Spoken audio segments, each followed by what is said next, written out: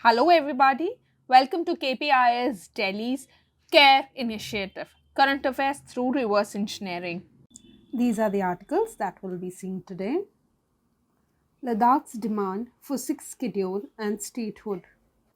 You have to understand the context very clearly because renowned environmentalist and innovator Sonam Wangchuk recently made headlines by embarking on a 21-day hunger strike to express the anguish of the Ladakhis.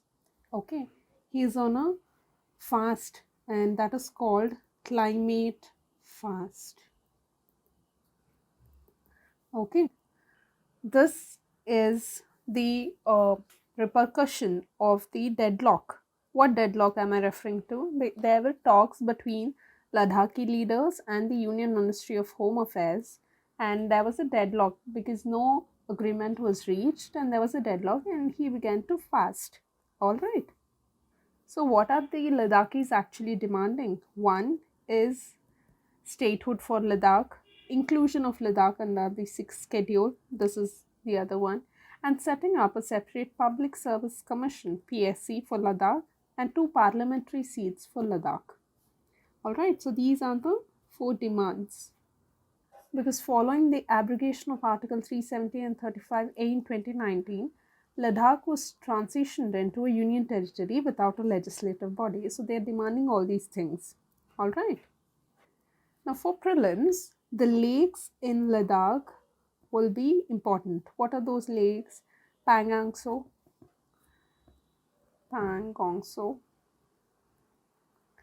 Somoriri. Okay. Sokar,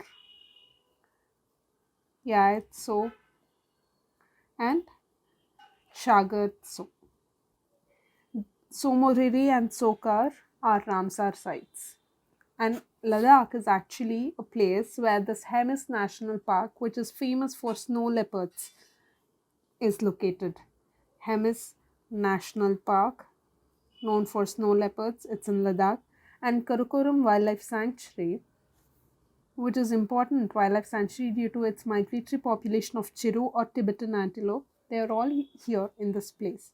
Okay, so Hemis National Park and Karakoram Wildlife Sanctuary. So these are some basics, and sixth schedule and fifth schedule you should be familiar. See, fifth and sixth schedule provide autonomy to tribal areas and governance. Okay, fifth schedule actually entails provisions relating to administration and control of scheduled areas and scheduled tribes, while sixth schedule entails the provisions relating to administration of tribal areas in the states of Assam, Meghalaya, Tripura, and Mizoram. Okay, now they want Ladakh also to be included in this list. All right. Now, protection measures have been taken in relation to indigenous population under sixth schedule. They include linguistic, cultural, and land rights of indigenous population. So all of them are right. Under which schedule of the Constitution of India can transfer of tribal land to private parties for mining be declared null and void? It is fifth schedule. And to quote the case here, it is Samata versus State of Andhra Pradesh. State of Andhra Pradesh and others. Year 1997, the Supreme Court declared that the transfer of tribal land to private parties for mining was null and void under the fifth schedule. AI in mental health care. So, what is the context? The context is that natural language processing, a branch of artificial intelligence, actually enables computers to understand and interpret human language. Human language mirroring human comprehension. Okay, this is first thing. This is the context of the article, and this is also the advantage. See, this natural language processing, which is a branch of artificial intelligence, is actually enabling the computers to understand and interpret human languages, which will mirror human comprehension. All right. So, what are the other advantages of AI in mental health care?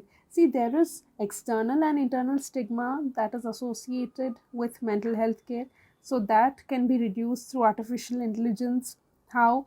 Because NLP programs on text based platforms offer privacy and anonymity, encouraging help seeking behavior. And also, the chatbots provide support by reframing thoughts, validating emotions, and offering personalized care, especially when human support is unavailable. Right?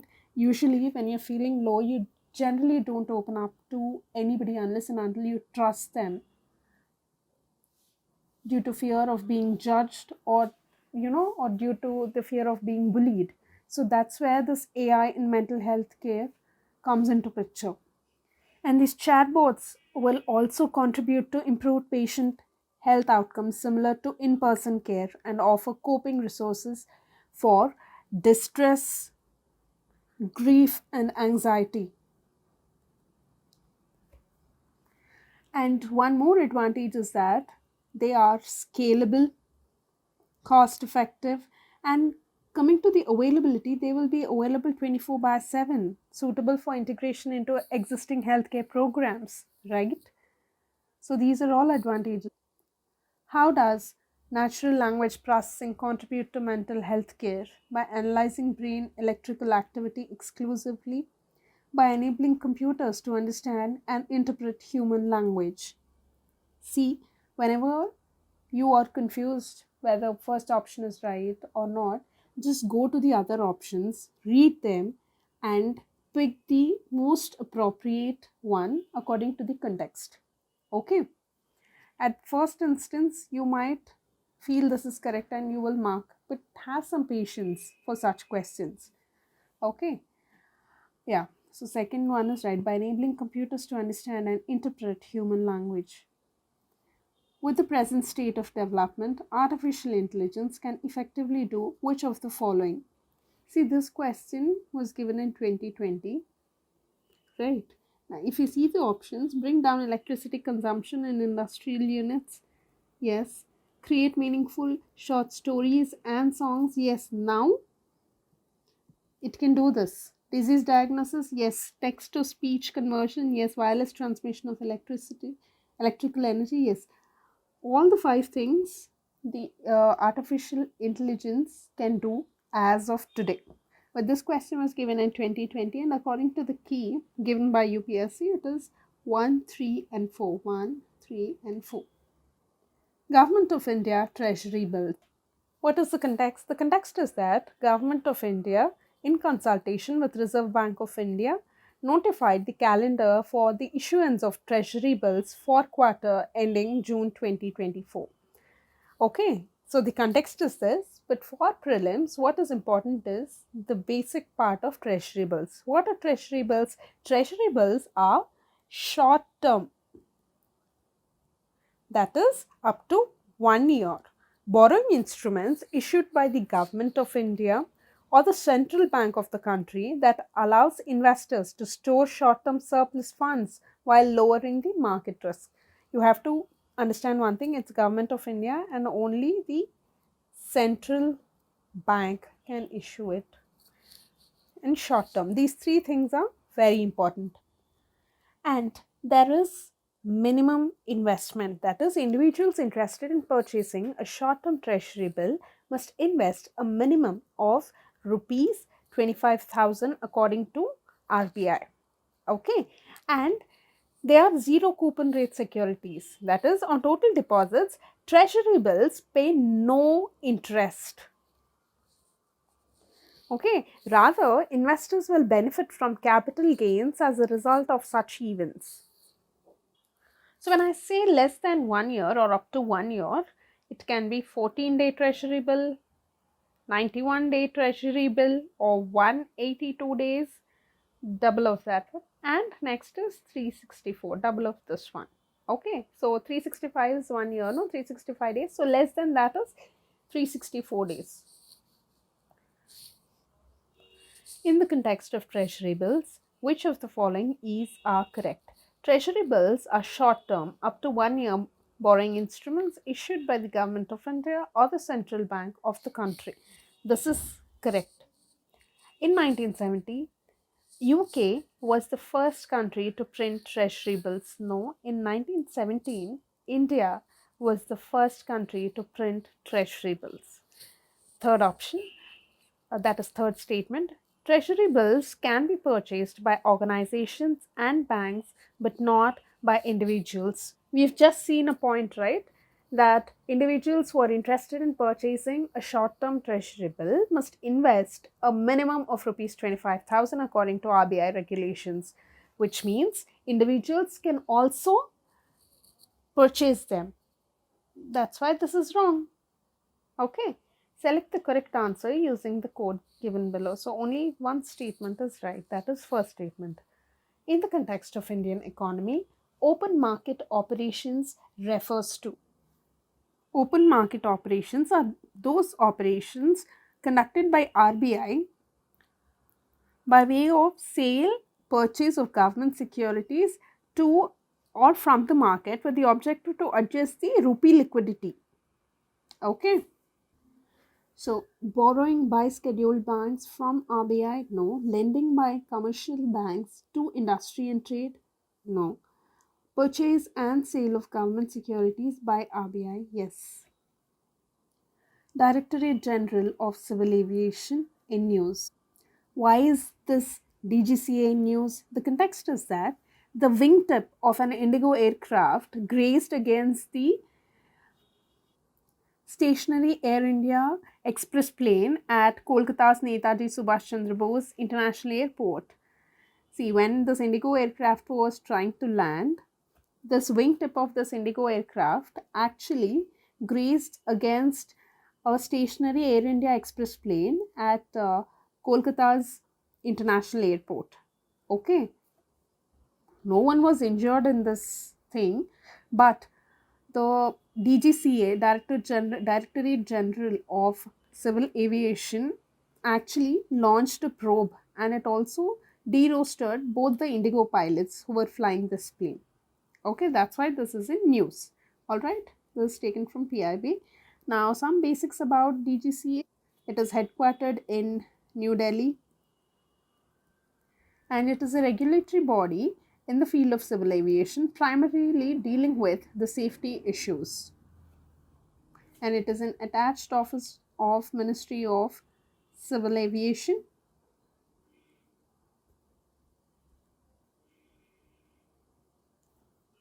And what are its functions? It is responsible for regulation of air transport services to and from India and the enforcement of civil air regulations, air safety, airworthiness standards. Okay, and it will also coordinate all regulatory functions with the International Civil Aviation Organization ICAO.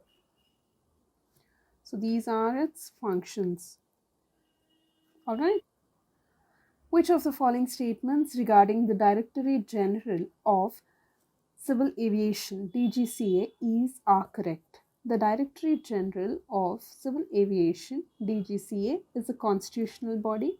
No, it's not a constitutional body because this was established under the Aircraft Amendment Bill 2020 as a statutory body regulating civil aviation in India. Okay, so this is not a constitutional body, this is wrong. DGCA investigates aviation accidents and incidents to maintain aviation safety standards and regulations in India. This is correct. Which of the above statements is are incorrect? First statement is wrong, so A is the answer. Now, with reference to National Investment and Infrastructure Fund, which of the following statements is are correct? It is an organ of Niti Aayog. This is wrong. First of all, you need to know what this National Investment and Infrastructure Fund NIIF is. See, NIIF is a collaborative investment platform for international and Indian investors who are looking for investment opportunities in infrastructure sectors and high growth sectors of the country. Okay, so it was actually set up as a category 2 alternate investment fund under SEBI regulations. And it was India's first infrastructure specific investment fund and was set up by Government of India in the year 2015. And the total corpus of the fund was around 40,000 crore. So these are some basics. So it is not an organ of Niti Aayog. It has corpus of rupees 4 lakh crore at present. It is not 4 lakh crore, it is 40,000 crore. So this is also wrong. Select the correct answer, neither one nor two.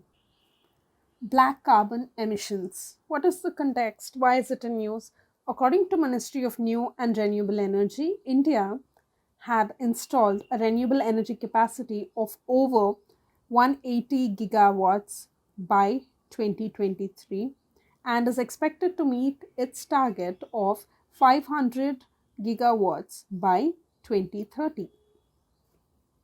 Now, this term is important for prelims. Black carbon. Black carbon is a component of fine particulate matter of the size 2.5 micrometers. Okay, and it consists of pure carbon. And what is the origin? It originates from incomplete combustion of fossil fuels. Incomplete combustion of fossil fuels. Okay, coal, biofuel, incomplete combustion of any of these things, black carbon will be produced. And it is emitted in the form of soot. Soot, S-O-O-T, soot, not S-U-I-T, soot. Or S-U-I-T-E. No, those are different. This is different. Okay, so these are some basics about black carbon. And there are other types of carbons. Brown carbon. What is brown carbon? See, brown smoke is released by combustion of organic matter and it coexists with black carbon when released into the atmosphere. Okay, so that is brown carbon. There's blue carbon. What is blue carbon? Blue carbon is the carbon that is captured by world's oceans and coastal ecosystems. And then there is green carbon. What is green carbon? It is the carbon captured into terrestrial plant biomass in photosynthesis and stored in plants and soil of natural ecosystems. And this actually plays a vital part in global carbon cycle. All right. So these are other basics that you have to remember. And if you have to look into the statistics, a study conducted in the year 2016 reveals that residential sector accounts for 47% of India's black carbon emissions and industries only contribute to 22%. See, usually we think that industries are major pollutants, right? I mean, major polluters of the society. However, in India, residential sector itself contributes or accounts for 47% of black carbon emissions, followed by industries, which is contributing 22% of the black carbon emissions. Consider the following statements. Black carbon is a component of fine particulate matter emitted from the incomplete combustion of fossil fuels and biomass consisting of pure carbon. Yes, this is correct because we've just seen, right, in the basics part. Brown carbon is emitted from the combustion of organic matter and coexists with black carbon. This is also right. Which of the above statements these are correct? Both of them are right. Now, the term intended nationally determined contributions is sometimes seen in news in the context of. So it is basically INDCs. Okay, we all know that it was for climate change, to combat climate change. Okay, plan of action outlined by countries of the world to combat climate change. B is the answer. You should also remember about Panchamrit. Panchamrit. What is this? It was announced at Glasgow in COP 26, that is Conference of Parties 26th meeting. And what are the 5 pledges that India made? to reach non-fossil energy capacity to 500 gigawatt by 2030, and that's precisely what the article was saying.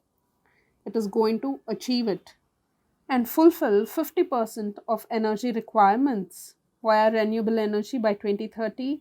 And third one is reduce 1 billion carbon emissions by 2030, reduce carbon intensity greater than 45% by 2030, and achieve the target of net zero emissions by 2070. See, this is 1 billion carbon emissions, to reduce 1 billion carbon emissions by 2030. All the four are 2030, aimed at 2030, while the fifth one, to achieve net zero target, it is by 2070. This is Panchamrit.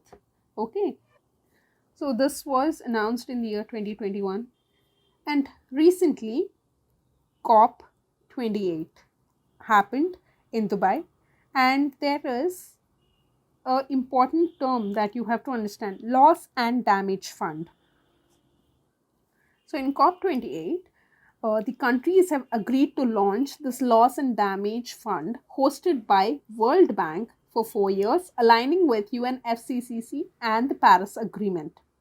Okay, all developing countries are eligible and contributions are voluntary, with a specific percentage earmarked for least developed countries and small island developing states. So COP 28, this is one highlight: loss and damage fund.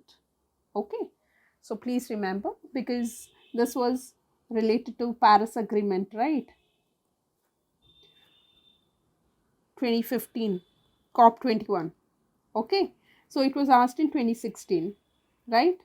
This Panchamrit is related to COP 26. COP 28 happened in December 2023, so there can be a probability, to for the examiner to ask the outcomes of COP 28, and one such outcome is this fund. Okay, This is it for today. All the best.